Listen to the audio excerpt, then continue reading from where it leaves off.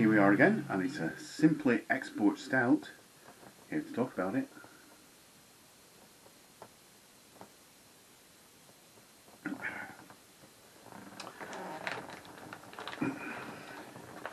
Skids and kilo. Pouch in a pouch, but we're not one of them crappy ones. It's got an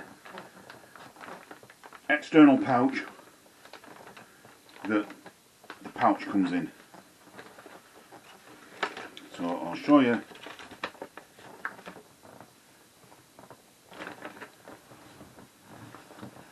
Nearly lost it then.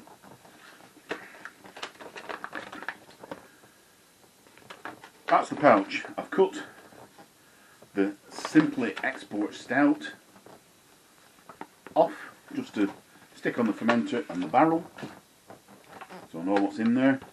It makes approximately 23 litres. It came with 1.8 kilos of pre-hot malt extract. Instructions on the back.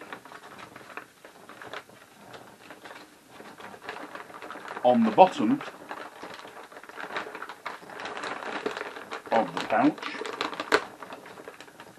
with that tacky glue that stays tacky. I don't really know what sort of glue it is. A packet of ale yeast, so stuck on the bottom of the pouch like that. So it didn't really need to come in the outer pouch, but it keeps it all together just in case. Doesn't say what sort of yeast it was. It's a 433301. Whether that's a date code, a yeast code, don't really know. It didn't come with a kilo of dextrose, but that's what I used. Several different packets, and I'm using this stockpile up. I've almost got rid of it. So there was 800 grams, there was a 90 grams and 110 grams I think, from various different kits that wasn't used. I have fairly much bottomed the idea that the sugar has nothing to do with it, flavour wise. But I've still got, I still need to find another Hell's Lager and brew it with the Hell's Lager yeast to see if it gets rid of the subtle apple tinge hint. Stop waffling now. Going off subject as usual. So the Simply Export Stout. Starting gravity was 1.046 at 19 degrees C. A kilo of dextrose. Final gravity was 1.008, pretty low, at 21 degrees C. Giving an ABV of approximately 5.163%.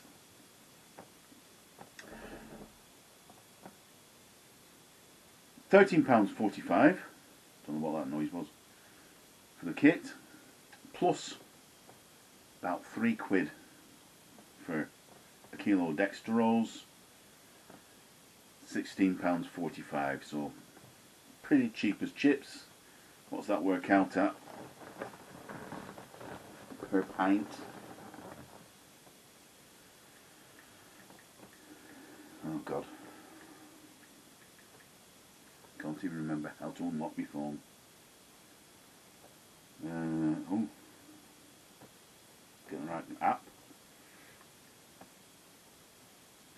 So, 16.45.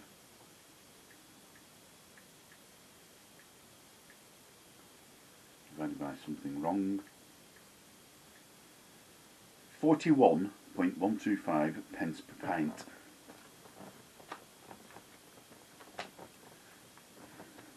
You have 10 pints for the price of one in a pub, more or less. So let's have a quick look at it.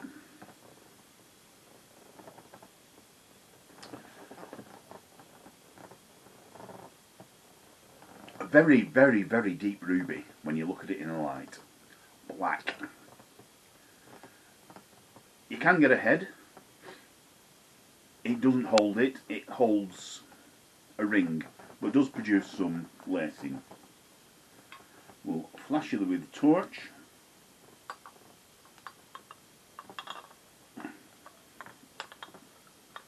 Yes, you can see a deep ruby. Aroma.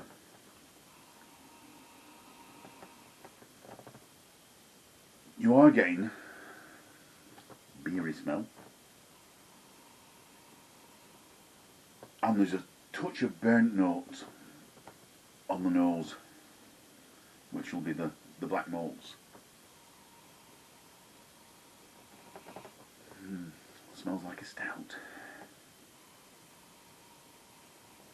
Not really getting the right lot of other than that, so let's whack it down a laughing tackle.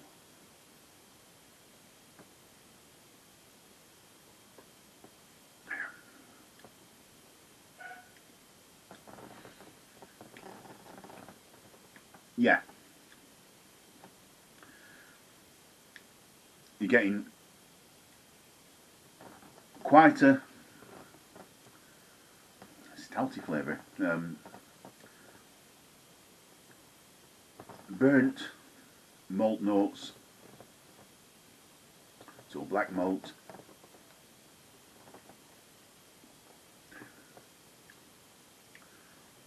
There's a little bit of treacle going on, not a right lot, but a little bit.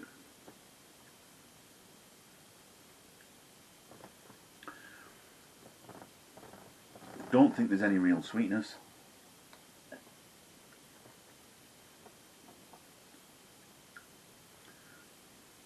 Maybe a hint of sweetness up front,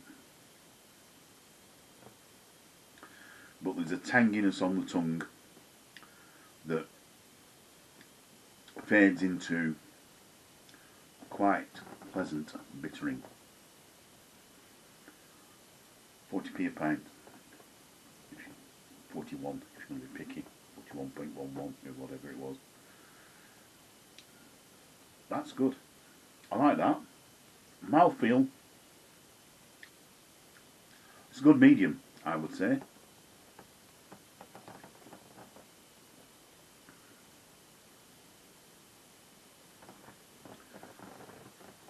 You've got nothing too harsh, no watery gaps, and the flavour just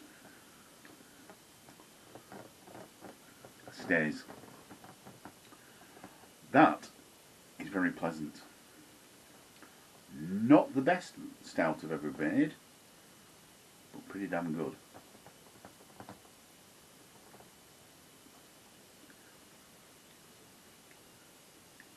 I would say that's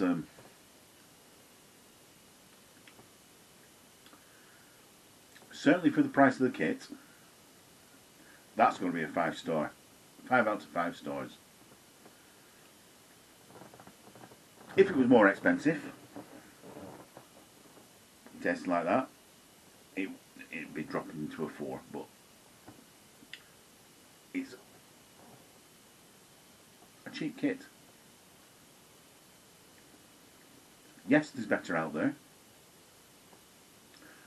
but they're more expensive. Would I buy that again? Yeah, probably. That's not bad, that. In fact, no, I have bought it again.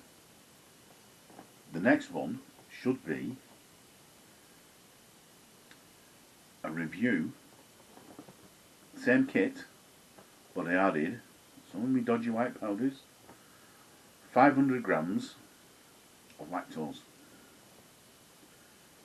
to see how it performs. The last batch I had was one of the Munton's flagship creamy milk stout or something like that, which is very good, but it also gets difficult to drink, whereas this doesn't. After 2 or 3, no, more than that. 4 or 5 pints, you're wanting something a little bit less because it's so much. This is good. That is good, but not a session beer really, because it's got far too much flavour in it. Stop waffling. Right. What about it again? Yes. 5 stars. Like, comment, subscribe. See you next time. Cheers. Bye.